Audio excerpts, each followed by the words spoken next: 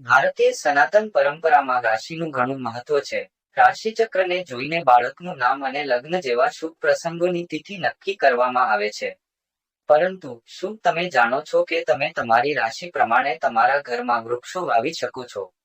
એક સંશોધનમાં જાણવા મળ્યું છે કે જો રાશિ પ્રમાણે વૃક્ષો વાવવામાં આવે તો તેની સ્વાસ્થ્ય પર સકારાત્મક અસર પડે છે.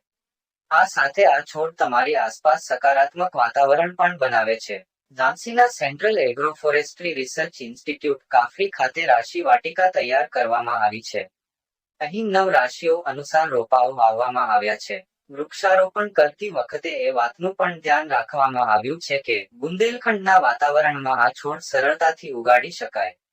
આ બગીચામાં વૃષભ રાશિ માટે બ્લેકબેરી, મકર રાશિ માટે શમી, કન્યા રાશિ માટે બીલી, મીન રાશિ માટે કેરી, કર્ક રાશિ માટે પીપળો, ધન રાશિ માટે ફણસ, વૃશ્ચિક રાશિ માટે શિમલો, મિથુન રાશિ માટે ખેર અને કુંભ રાશિ માટે કદમનો છોડ રોપવામાં આવ્યો છે. આ બગીચો આપણા દેશની પરંપરાઓનું ઉદાહરણ છે. આ બગીચાનું ઉદાહરણ વેદમાંથી લેવામાં આવ્યું છે. દરેક રાશિ માટે ઘણા વૃક્ષો અને છોડનો ઉલ્લેખ કરવામાં આવ્યો છે. તેમાંથી બુંદેલખંડની આબોહવા પ્રમાણે કયા છોડ યોગ્ય છે તેને પસંદ કરીને આ રાશિ વાટિકામાં રોપવામાં આવ્યા છે.